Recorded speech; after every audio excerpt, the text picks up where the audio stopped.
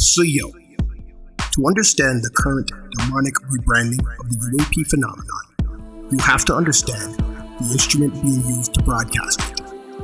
In the 1950s, the CIA didn't just influence the news, they owned it. They called it Operation Mockingbird. It was a network of hundreds of journalists and media outlets acting as a mighty Wurlitzer, a propaganda organ that could play any tune the deep state desired. This isn't a conspiracy theory. It is a matter of public record. The legacy media remains a primary asset for narrative management. When you watch the news, you aren't seeing an objective reality.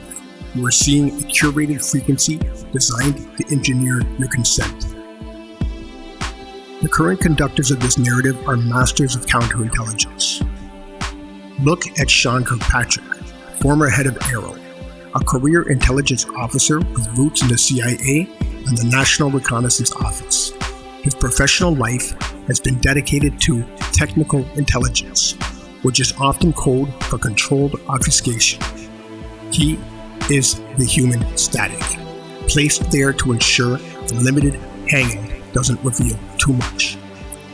Then there is Lou Elizondo, the face of disclosure, who never truly left the Pentagon's orbit. He has spent years framing the phenomenon as a national security threat. And why? Because fear is a budget request tool. By calling it a threat, he ensures that the military-industrial complex remains the only authorized gatekeeper of the truth. Now watch the pivot. As the physical evidence becomes impossible to suppress, the strategy has shifted from denial to demonization. Vice President J.D. Vance has recently signaled a massive step backwards, labeling these beings as demons. This is a calculated psychological operation. By replacing a technological mystery with a religious terror, the state regains its utility. This is the ultimate false flag of perception. If they are demons, you are a victim. If you are a victim, you need the church and the state to save you. It is a strategic rebranding designed to weaponize your own faith to keep you from realizing your own potential as a sovereign. It forces the viewer back into the herd through ancient, primal fear. The deep state doesn't need to fake an invasion with craft if they can fake one in your mind. We counter this by solving the Surgo Fluo.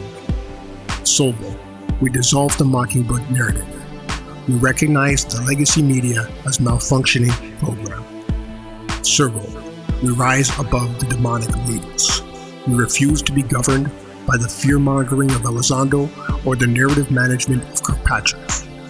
Fluo, we let our own resonance become the broadcast. The Wurlitzer is broken because you've stopped dancing to the tune. You are the frequency they cannot manage. Turn up the volume. The broadcast is yours. And if you enjoyed watching this, want to explore any more reality co-creation or consciousness ascension, just hit me up. No good breathing.